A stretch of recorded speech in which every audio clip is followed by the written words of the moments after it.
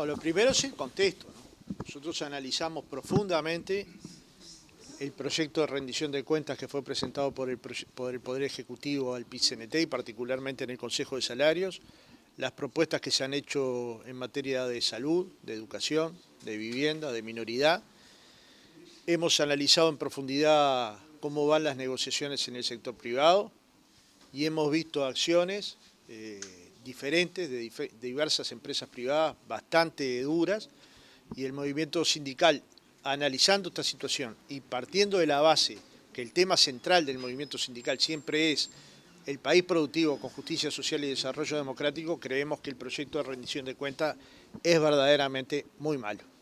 En primer lugar, porque no da cumplimiento al objetivo de llegar al 6%, que uno puede decir es una consigna numérica, no, es que las escuelas de tiempo completo tengan maestros, es que las escuelas tengan auxiliares. Hay 100 escuelas en todo el país que no tienen ningún auxiliar, con lo cual la maestra de esa escuela limpia y cocina para sus alumnos y el tiempo pedagógico es menor, es que haya las cantidades de adscritos necesarios, es que se tenga la cantidad de maestros necesarios para cubrir todos los cargos, y efectivamente no se ha dado respuesta.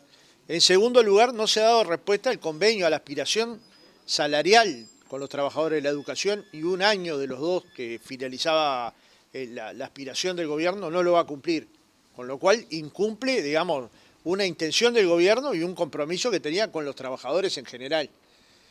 En tercer lugar, los trabajadores de la salud van a ir para el 5º año de la salud pública sin ningún tipo de crecimiento. Y se crean apenas 100 puestos de trabajo en el sector de la salud pública para 900 centros asistenciales. Ahí donde se asiste una parte muy importante de la sociedad y sobre todo la parte más débil de la sociedad. No toda, pero una parte que tiene debilidad estructural. Si lo que queremos es construir justicia social, es necesario revertir ese proyecto que lo consideramos altamente negativo, para denominarlo de la manera más educada posible, y revertir ese proceso implica que el movimiento sindical se ponga en lucha, se ponga en conflicto en relación a ese proceso de rendición de cuentas y al mismo tiempo coloque medidas las medidas que el conflicto amerita. Fueron horas de discusión hasta que llegamos a una propuesta que resultó ampliamente mayoritaria, que plantea un paro parcial para el día 28 de junio, de 9 a 13 horas, una concentración en la UDELAR y una marcha hasta el Palacio Legislativo. Allí va a haber un acto central. También se votó hoy un paro general de 24 horas para el día 25 de julio. Este paro va a ser ratificado en una mesa el 5 de julio por temas estatutarios, pero hoy ya todos los sindicatos hemos votado afirmativo a este paro. Lo que queda es una ratificación formal. Vamos a trabajar activamente para que haya un paro contundente, porque la diferencia que tenemos aquí con el Poder Ejecutivo no es una diferencia reivindicativa, es una diferencia política profunda. Y cuando hay una diferencia política profunda, la respuesta es política. Y el paro del 25 de julio es altamente político. Bueno, creemos que el que tiene más tiene que pagar más. Espacio no hay si no se toman medidas para que cambie el espacio. Digamos, si solo se va a trabajar con el espacio fiscal, si solo se trabaja con la actual carga impositiva, y no va a haber más. El movimiento sindical hizo una serie de propuestas, podrán ser mejores o peores, pero que estaban vinculadas al IRAE, al aumento de tasa del IRAE, el impuesto a patrimonio y el impuesto a la herencia. Si estas no eran las fórmulas, porque se entiende que estas no son las más adecuadas, deberán haber otras propuestas que aumenten el espacio, pero el que no tiene tiempo para esperar no es el más poderoso, es el más débil. No fue tomada, fue rechazada tajantemente por el equipo de gobierno, y bueno, en función de este rechazo, en función de la actitud en la negociación, ¿no? Porque negociar con una fórmula que es la primera y la última no es negociar.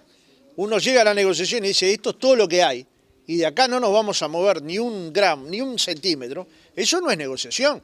Esa misma fórmula se puede mandar por mail o por carta, si no tiene espacio para negociar. Entonces, en cierta medida también se menosprecia una cuestión que se creó en este propio gobierno, que es la negociación colectiva como instrumento para alcanzar los acuerdos. Ahora, si la primera propuesta que trae el Poder Ejecutivo además es la última, la negociación carece de contenido, es decir, le quita el contenido a la negociación. Estamos hablando que el 2 con...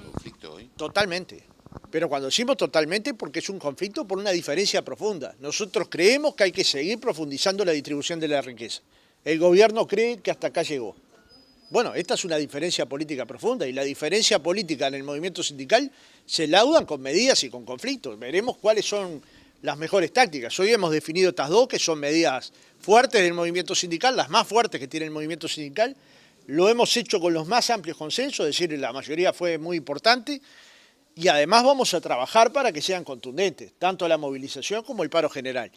Pero al mismo tiempo vamos a cambiar para que el Poder Ejecutivo cambie de actitud, porque los conflictos no son porque sí, son para que se modifique una posición que para nosotros es absolutamente equivocada, que es creer que no se puede cambiar nada. Es decir, el presupuesto educativo va a llegar al 5.1 del producto. ¿Eso es tender al 6%? Cuando estaba en 4.9 o en ese entorno. ¿No se puede hacer mayores esfuerzos para la salud? ¿No habrá que pensar que lo que se necesita es ampliar el margen fiscal a partir de un cambio en la carga tributaria? Porque no es cierto que en este periodo no se cambió la carga tributaria. Se cambió para que los trabajadores pagáramos más a partir del IRPF.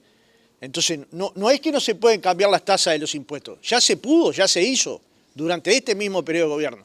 Si se pudo hacer con los trabajadores y el IRPF, ¿por qué no se va a poder hacer con el sector más pudiente de la sociedad? Con los que tienen mayor patrimonio, con los que tienen mayor renta empresarial. Y habrá impuestos o cargas tributarias que nosotros planteamos aumentar, que el gobierno entenderá que no son las más adecuadas. Pero todas son inadecuadas. Pero si todas estas son inadecuadas, que propongan cambios. Pero lo que no se puede decir es postérgase a la educación un año completo, postérguese a la salud 2 años completos, postérguese a la minoridad un año completo, no tenga ajuste salarial. Eso es lo que no es admisible. Y no es pelear por nuestro salario. Cuando decimos hay 100 maestros, hay 100 escuelas sin auxiliar, lo que estamos diciendo es contraten personas. Contraten personas que hagan ese trabajo, trabajadores. Cuando decimos hay 300 trabajadoras que están contratadas por la directora de la escuela, ¿parece legítimo este procedimiento? ¿El Estado no se tiene que hacer cargo de los trabajadores que limpian y cocinan en las escuelas? ¿No le tiene que dar un valor a la tarea del auxiliar precisamente ni más ni menos que para la alimentación escolar, para el cuidado, para la limpieza local?